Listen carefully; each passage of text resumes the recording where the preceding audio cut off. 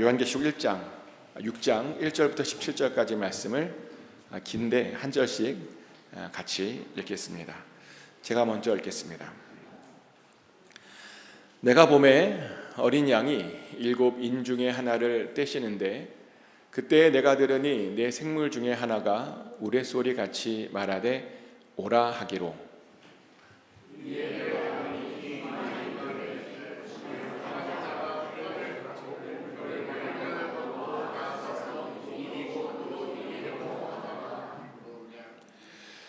둘째 인을 떼실 때에 내가 들으니 둘째 생물이 말하되 오라 하니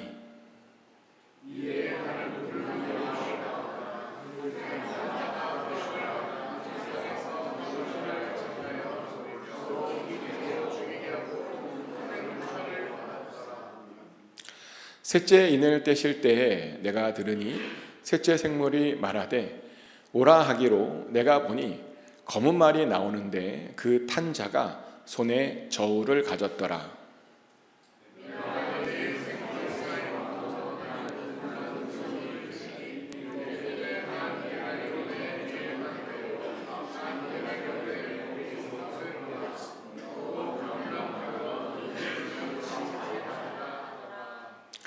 넷째 인을 떼실 때에 내가 넷째 생물의 음성을 들으니 말하되 오라 하기로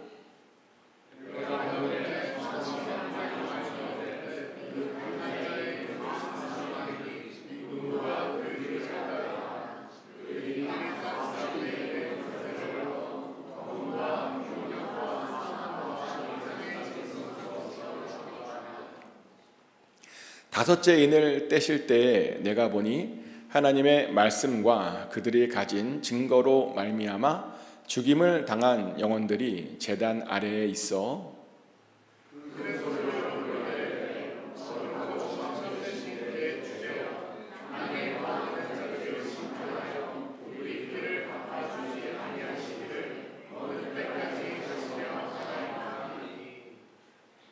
각각 그들에게 흰 두루마기를 주시며 이르시되 아직 잠시 동안 쉬되 그들의 동무 종들과 형제들도 자기처럼 죽임을 당하여 그 수가 차기까지 하라 하시더라.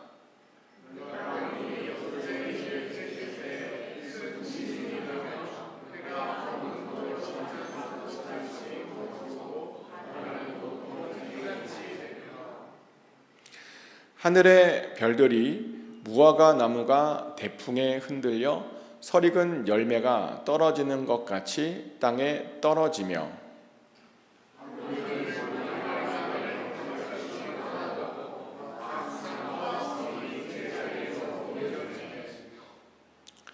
땅의 임금들과 왕족들과 장군들과 부자들과 강한 자들과 모든 종과 자유인이 굴과 산들의 바위 틈에 숨어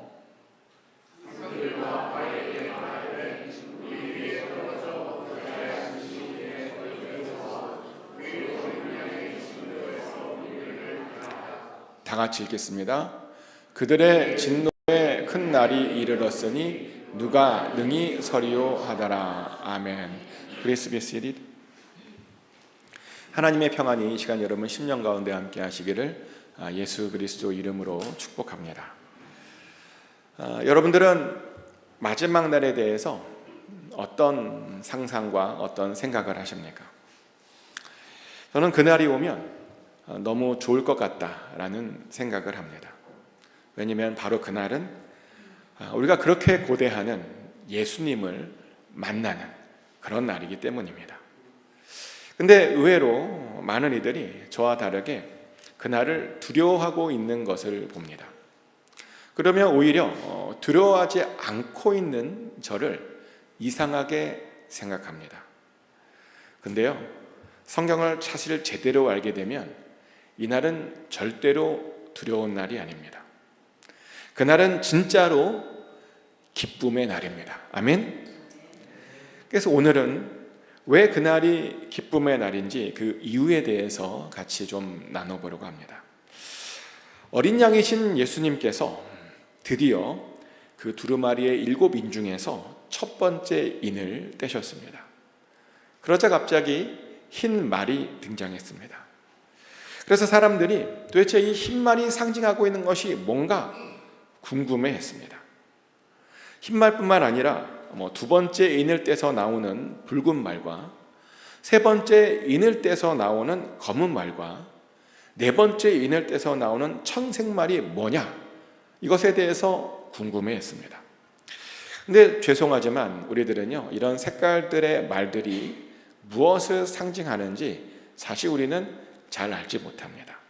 왜냐하면 하나님께서 안 가르쳐 주셨어요. 근데 어떤 사람들은 이 의미를 일부러 억지로 해석하려고 하는 사람들도 있습니다.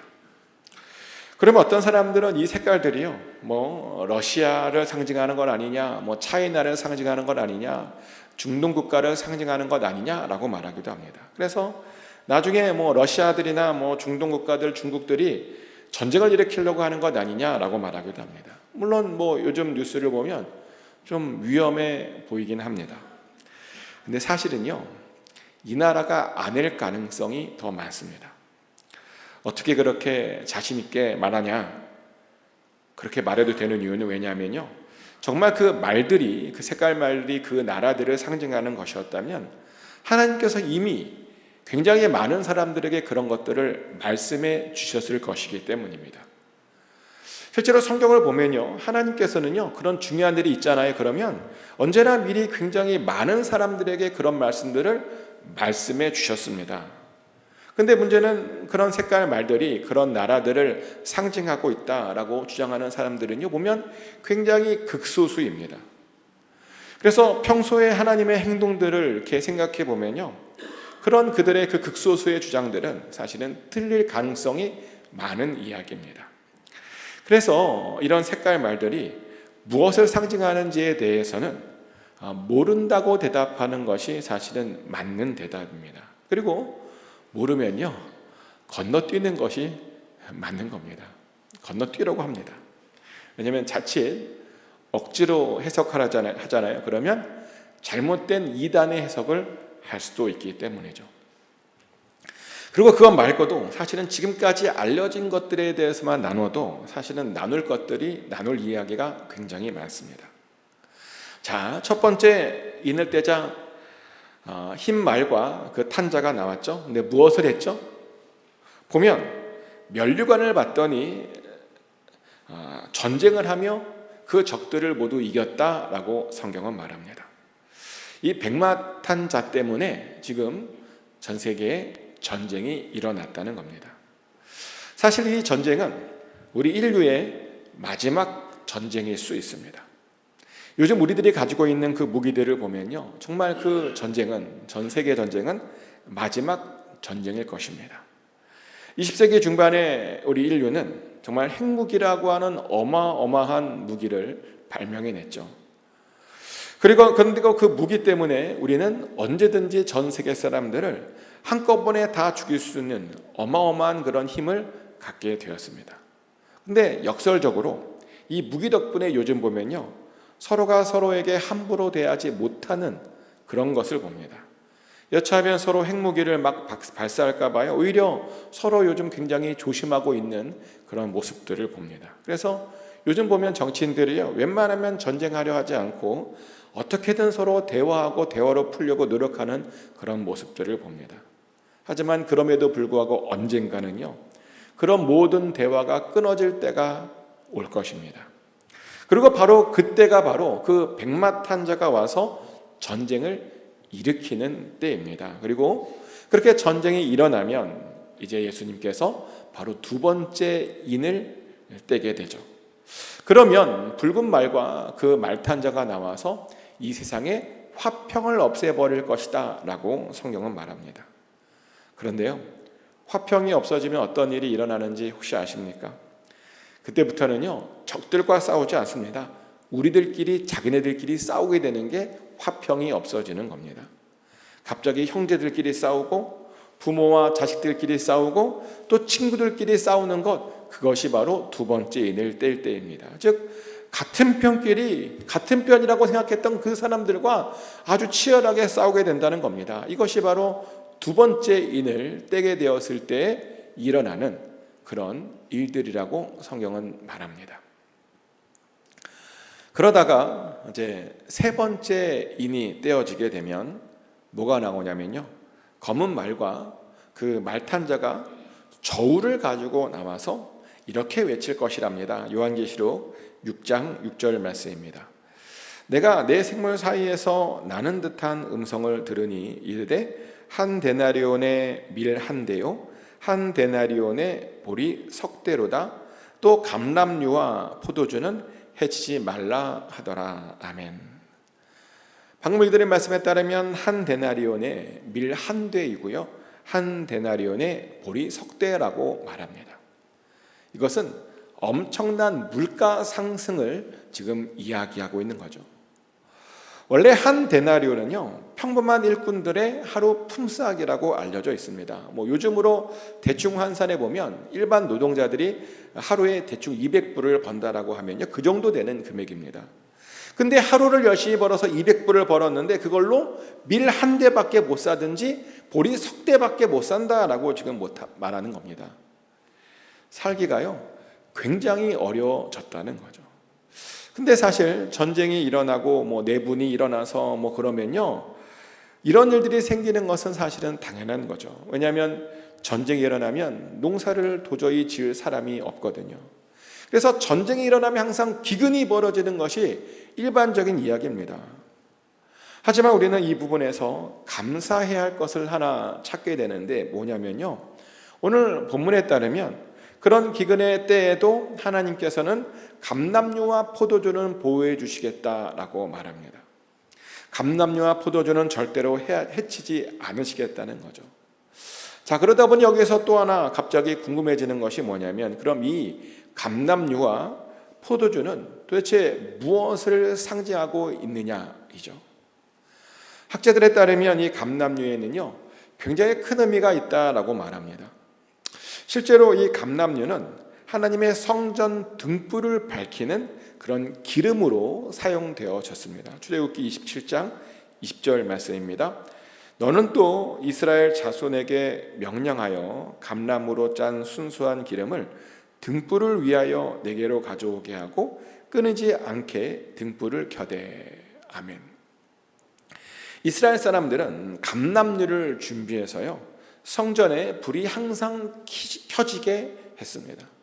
그러면서 그렇게 빛 되신 하나님을 매일매일 그렇게 고백을 했었습니다. 그래서 감람류가 상징하는 건 뭐냐면요, 예배를 상징하는 것이고 성전 그 자체를 상징하는 것이었습니다. 그런데 하나님께서 그 마지막 환난 때에요, 그 감람류는 지켜 보호해 주시겠다는 겁니다. 그 말은요, 그 마지막 때에도 교회와 예배는 반드시 지켜주시겠다고 그렇게 말씀해 주신 겁니다. 사실 이것이 우리들에게 얼마나 큰 위로가 되는지 모릅니다. 마지막 때가 되었고 막 환란이 벌어졌는데 교회가 없다고 상상해 보십시오. 그래서 예배를 너무나 드리고 싶은데 예배를 드릴 수 없다라고 상상해 보십시오. 얼마나 답답하고 얼마나 끔찍한 그런 이야기입니까? 사실 예배를 드리지 못하는 것이 얼마나 끔찍한 일인지는 이미 우리가 몇 년 전에 경험했던 일입니다. 코로나가 퍼지는 바람에 예배를 드리지 못했던 적이 있었죠. 그랬더니 어떤 일이 벌어졌냐면요, 사회가 점점 더 안 좋아졌습니다. 사람들 사이에 막 짜증이 일어나고 화가 막 일어나고요, 제가 보니까 사람들의 마음이 다 뾰족해졌어요. 이렇게 막 서로 찌르려고 막 하고, 다른 사람들과 막 시비를 걸고 싸우려고 하고 막 헐뜯고, 그런 사람들이 정말 많아졌습니다. 그런데 마지막 때에는 교회와 예배는 지켜주신답니다. 아멘.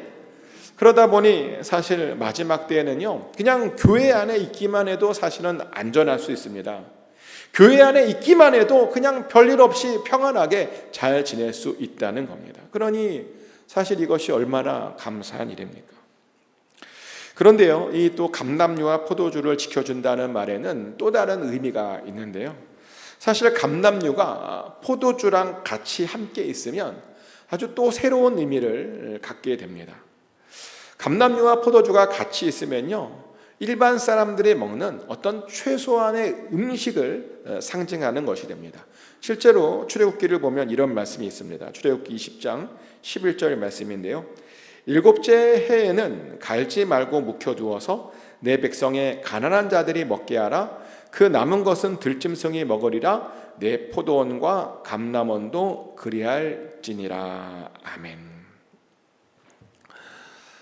방금 읽어드린 말씀에 보면 이제 밭을 6년 동안 경작한 후에 이제 한 해를 이제 쉬게 하는 건데, 근데 가난한 사람들과 들짐승들이 먹을 수 있도록 뭘 남겨두라고 말하냐면 포도원과 감람원은 남겨두어라라고 말합니다. 그래서 이 말씀만 보면 포도와 감람류는요, 가난한 사람들과 들짐승들이 먹을 수 있는 가장 최소한의 음식임을 우리가 알게 됩니다. 근데 놀랍게도 하나님께서요, 그 최소한의 음식은 보호해 주시겠답니다. 뭐 아무리 전쟁이 나고 아무리 기근이 오고 또 아무리 막 물가가 올라도요, 반드시 우리가 먹을 수 있는 최소한의 음식들은 반드시 보호해 주시겠답니다. 그러면 여기서 또 한번 하나님의 놀라운 은혜를 또 보게 됩니다. 비록 심판은 하시지만 굶주린 자들에게는 어떻게든 끝까지 은혜를 베풀어 주시겠다라고 하는 그 하나님의 그 놀라운 은혜를 여기서 한번 또 한번 보게 됩니다. 그런데 그럼에도 불구하고 하나님의 심판은 이제 계속 되어지죠. 그래서 예수님께서 이번에는 또 네 번째 인을 뜯으셨습니다. 근데 여기서 말하는 네 번째 인의 상징은 사망입니다. 요한계시록 6장 7절부터 8절까지 말씀입니다. 넷째 인을 떼실 때에 내가 넷째 생물의 음성을 들으니 말하되 오라 하기로, 내가 봄에 청황색 말이 나오는데 그 탄 자의 이름은 사망이니 음부가 그 뒤를 따르더라. 그들이 땅 4분의 1의 권세를 얻어 검과 흉년과 사망과 땅의 짐승들로서 죽이더라. 아멘. 세상에 큰 전쟁이 있고, 그래서 평화가 사라져서, 그래서 뭐 내전도 있고, 그리고 기근이 찾아왔다 그럽니다. 그러다 보니 정말 많은 사람들이 죽게 되는데요. 근데 그때 얼마나 많은 사람들이 죽게 되냐면 땅에 사는 사람들의 무려 4분의 1이 죽게 된다라고 성경은 말합니다. 요즘 전 세계 인구가 60억 명이라 그래요. 근데 그 중에 4분의 1이면 15억 명이 바로 이때 죽게 된다는 거죠. 너무 큰 숫자니까 감이 안 오시죠? 이것을 가족 단위로 환산해 보면요, 적어도 가족당 한 명씩은 이때 죽음을 당하게 된다라고 하는 그런 뜻입니다. 전쟁과 기근으로 인류의 4분의 1이 죽는다니요. 정말 얼마나 끔찍한 일입니까? 그런데 넷째 인이 뜯어지면 바로 이런 일이 일어날 것이다 라고 성경은 말합니다. 근데 다행히도 5번째 인을 뗄 때부터는 더 이상 이런 무서운 장면들은 나오지 않습니다. 대신 5번째 인을 떼면 제단 밑에서 난리가 나는 것을 보는데, 5번째 인을 떼자 이제 제단 아래에 있는 죽임당한 영혼들이 하나님께 외치게 됩니다. 이들은 어떤 사람이냐면 하나님의 말씀과 또 그들이 가지고 있었던 그 증거들 때문에 죽은 자들이었음을 알게 됩니다. 한마디로 이들은 누구였냐면요, 순교자들이었다는 겁니다. 근데 그런 그들이 이렇게 외칠 것이랍니다. 요한계시록 6장 10절 말씀입니다. 큰 소리로 불러 이르되 거룩하고 참되신 대주제여, 땅에 거하는 자들을 심판하여 우리 피를 갚아주지 아니하시기를 어느 때까지 하시려 하나이까 하니. 아멘. 순교자들이 하는 말이 하나님께 도대체 언제쯤 자신의 피를 갚아줄 것이냐라고 말합니다.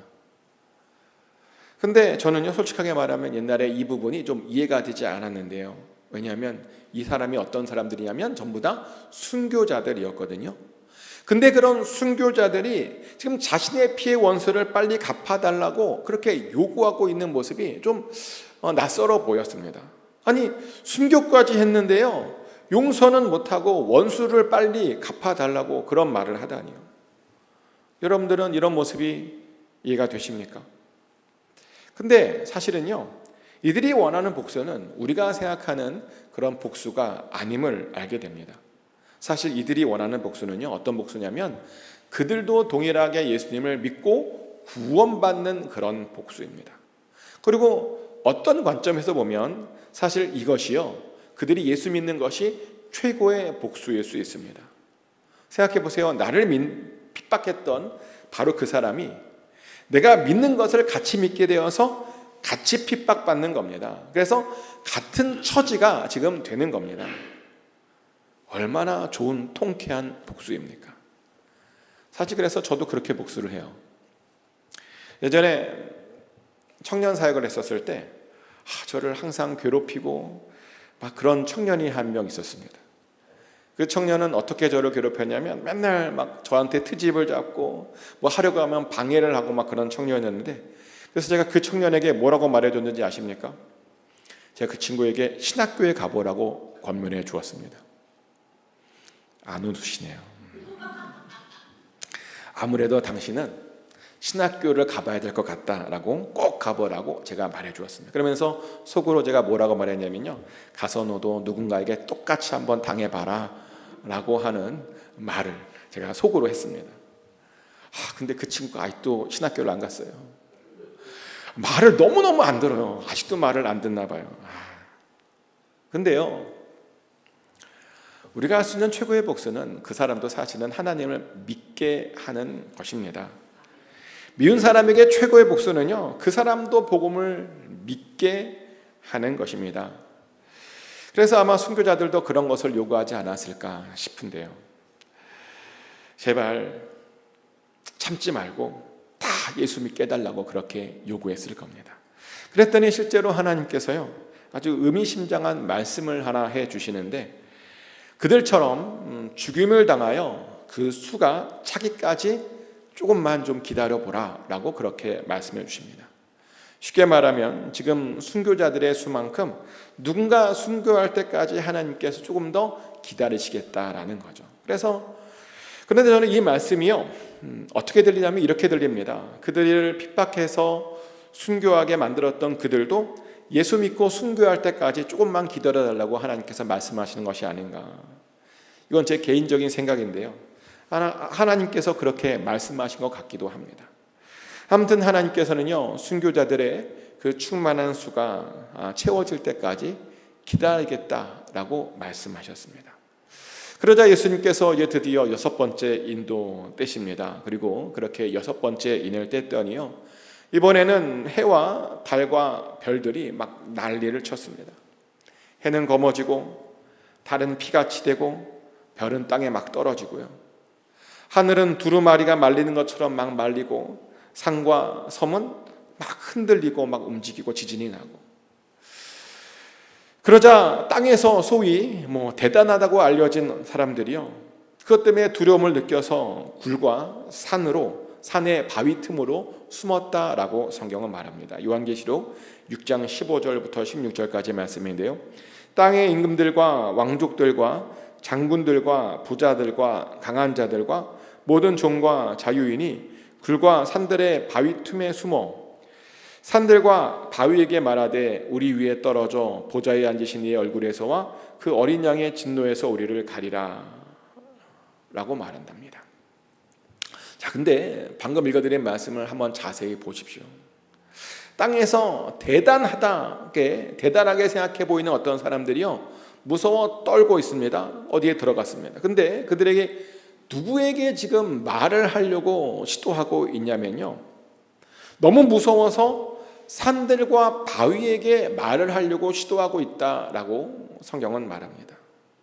이게 어떤 장면이냐면, 여전히 그들은 그런 무서운 재앙에도 불구하고 하나님이 아닌 엉뚱한 것을 믿으려고 했다는 겁니다. 여전히 하나님을 의지하지 않고 그냥 그렇게 엉뚱한 것을 의지하려고 있었다는 겁니다.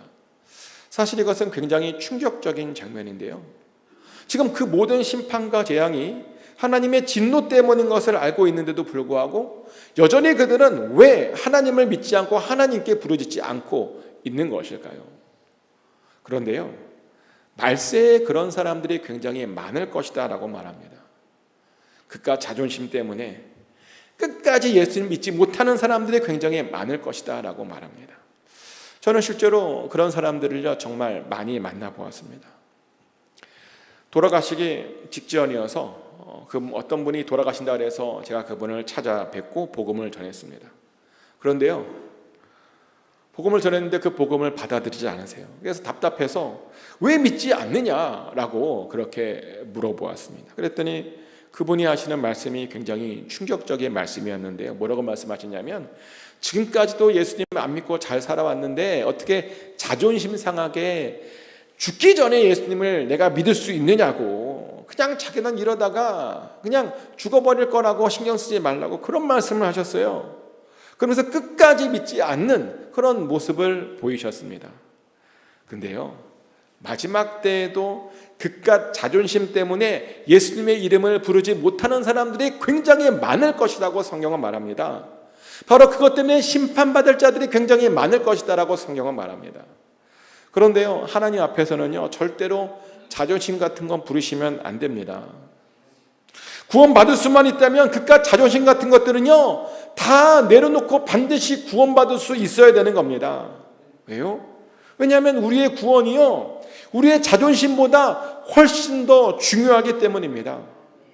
꼭 이 말씀을 정말 꼭 기억하시길 축복합니다.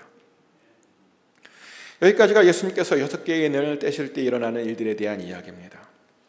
근데 어떤 분들은 이런 이야기를 듣고 이 이야기가 굉장히 무섭다, 너무 무섭다, 어떻게 살아야 되냐라고 그렇게 말하시는 분들이 많습니다. 근데요, 사실은요, 하나도 사실은 무서워할 필요가 없습니다. 왜냐하면 이 모든 재앙들은 사실은 우리를 너무나 사랑하시는 예수님께서 직접 친히 하나하나 통제하시는 그런 재앙들이기 때문입니다. 그래서 세상 사람들에게는 이 날이 진노의 날이지만요, 사실 우리들에게는 이 날이 기쁨의 날입니다. 아멘. 세상 사람들에게는 이 날이 심판의 날이고 절망의 날이지만 우리들에게는 이 날이요, 평안의 날이고 영광의 날입니다. 그 모든 재앙들을 예수님께서 컨트롤하시는 것이라 우리는 사실은 무서움을 느끼고 싶어도 느낄 수 없는 그런 날입니다. 확실히요, 컨트롤이 되고 있는 그런 공포와 제왕은 절대로 우리를 어떻게든 두려워하지 못하게 합니다. 예전에 놀이기구를 타다가 그랬던 적이 있어요. 그런 경험을 했던, 그런 걸 깨달은 경험이 있는데요. 미국에 처음 와서 저는 LA에서 살았었는데, 그러다 보니까 동네에 있는 유니버셜 스튜디오를 참 많이 갔었어요. 그래서 거기에 가면서 거기에서 나와 있는 모든 그런 놀이기구를 다 타고 왔습니다. 근데 그렇게 많은 놀이기구를 타면서도요, 단 하나 타지 않았던 것이 있었냐면 워킹 데드라는 것이었는데, 이게 괴물이나 귀신이 나오는 거거든요. 얼마나 무서워요. 그걸 안 탔습니다. 왜냐하면 저는 괴물이나 귀신 나오는 걸 너무너무나 무서워하기 때문이죠.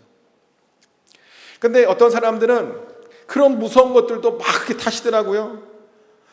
어떤 분은 그것만 타시는 분도 저는 보았습니다. 그래서 한 번은요, 제가 물어본 적이 있어요.